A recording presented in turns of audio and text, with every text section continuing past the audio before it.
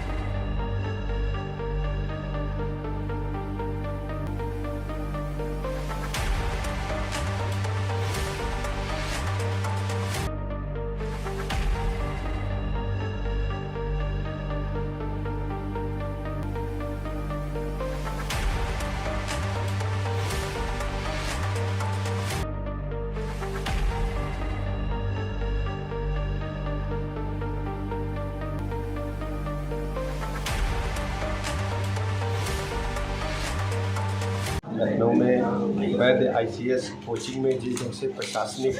पदों पर चयनित हुए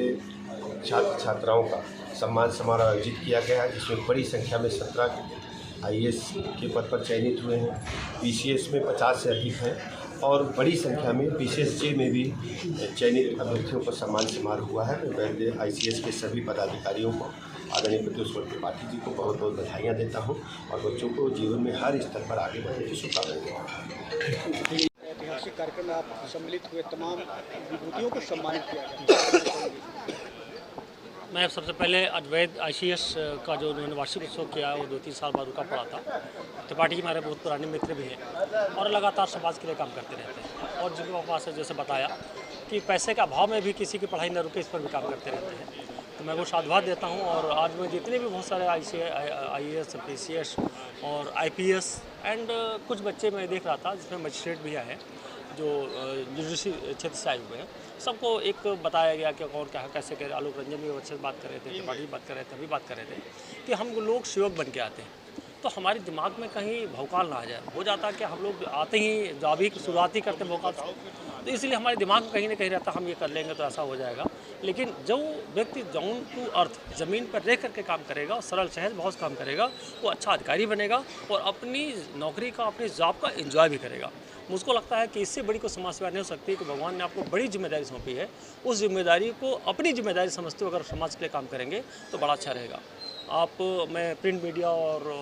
जो हमारी इलेक्ट्रॉनिक मीडिया है मुझे बधाई देता हूँ कि आप लोग इस तरह के प्रोग्राम कवरेज करते रहते हैं, तो आपको भी साधुवाद देता हूँ। उम्मीद करता हूँ जो आज जितने यहाँ पर पुरस्कार मिला उनको, और कुछ बच्चे देखे नौ प्रवेशी बच्चे हैं जो अपनी तैयारी कर रहे हैं, उनसे पहले सीधा शब्द में बुलाया कि ठीक है सक्सेस मिलती है तो सो फार सो गुड, नहीं मिलती तो भगवान ने आपको दूसरे काम के लिए तैयार कर रखा है, वो आपकी कुर्सी, वो आपका उद्यम आपका इंतजार कर रहा है, वहाँ पर जाएँ, हताश ना हो, निराश ना हो, अपनी ज़िंदगी को अच्छी से कैसे ज़िंदगी जी सके, अच्छे से अच्छे इंसान बन सके, उस पर काम करें। उम्मीद करता हूँ कि आज जितने बच्चे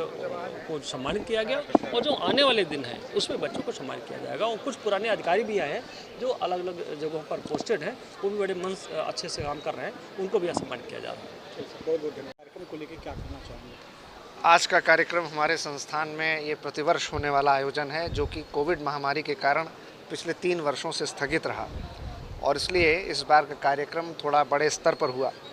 जिसमें हमारे IAS, PCS और न्यायिक सेवा के जो चयनित अधिकारी हैं, हमने उनको और उनके परिवार के सदस्यों को यहाँ बुलाकर आमंत्रित किया और इसमें ये प्रयास किया कि जो हमारे समाज में आर्थिक रूप से, सामाजिक रूप से, शैक्षणिक रूप से कुछ कमज़ोर या दुर्बल वर्ग के लोग हैं, अगर वो अपने बच्चों को पढ़ाना चाहते हैं तो उनके लिए हमने एक नई योजना शुरू की है जो पूर्णतः निःशुल्क है, ताकि हमारे देश प्रदेश का कोई भी विद्यार्थी जो IAS, PCS या न्यायिक सेवा में जाना चाहता है वो सिर्फ इस वजह से वंचित न रह जाए कि उसके पास संसाधनों की कमी है या उसको उचित मार्गदर्शन नहीं मिल पाया। और इसलिए हमने इस कार्यक्रम में माननीय उप मुख्यमंत्री श्री ब्रजेश पाठक जी को आमंत्रित किया, हमारे विधान परिषद के सदस्य माननीय श्री पवन सिंह चौहान साहब और विधानसभा के सदस्य श्री मनीष रावत साहब और कई वरिष्ठ IAS, PCS अधिकारी, उत्तर प्रदेश सरकार के मुख्य सचिव रह चुके श्री आलोक रंजन साहब और मेरे अपने पढ़ाए हुए, मैं जून 1998 से सिविल सेवा में बच्चों का मार्गदर्शन कर रहा हूं। 25 वर्ष मुझे पूरे हो गए। इन 25 वर्षों में मेरे पढ़ाए हुए बहुत सारे विद्यार्थी आज कमिश्नर, IG, DIG, DM से भी सीनियर पदों पर हैं, सचिवालय सेवा में हैं या अन्यत्र जगहों पर हैं। आज भी मेरा संबंध उनसे वैसे ही बना हुआ है और वो जब भी लखनऊ आते हैं मुझसे बिना मिले नहीं जाते और हम लोग को साल भर में एक आध बार मिल लेते हैं और इस तरह के आयोजनों से पुरानी यादें ताज़ा हो जाती हैं। जो नए बच्चे पढ़ रहे हैं, अभी तैयारी कर रहे हैं, उनका मनोबल बढ़ता है, वो थोड़ा सा अपनी तैयारी के लिए और प्रयत्नशील होते हैं, अधिक पुरुषार्थ करने की उनमें क्षमता आती है। उनको लगता है अगले वर्ष इस तरह के समारोह में उनको भी सम्मानित किया जाएगा, तो ये एक प्रकार से उनके मनोबल को बढ़ाने के लिए भी ये कार्यक्रम आयोजित। कितने लोगों को सम्मानित किया गया? 97। सर, इस कार्यक्रम के माध्यम से उन जो लोग सिलेक्ट हुए हैं, कहीं ना कहीं जिम्मेदारियों को संभाल रहे हैं, उनको क्या मैसेज देना चाहेंगे? मैं ये मैसेज देना चाहूँगा कि अब आप जब सिविल सेवा, लोक सेवा, न्यायिक सेवा के पदों पर आ चुके हैं तो आपका प्रयास ये होना चाहिए कि अपने स्तर पर, अपने क्षेत्राधिकार में जो आप कर सकते हैं वो समाज के वंचित वर्ग को, लक्षित वर्ग को ध्यान में रख कर के सरकार की जो योजनाएं, नीतियां, कार्यक्रम हैं उनको 100%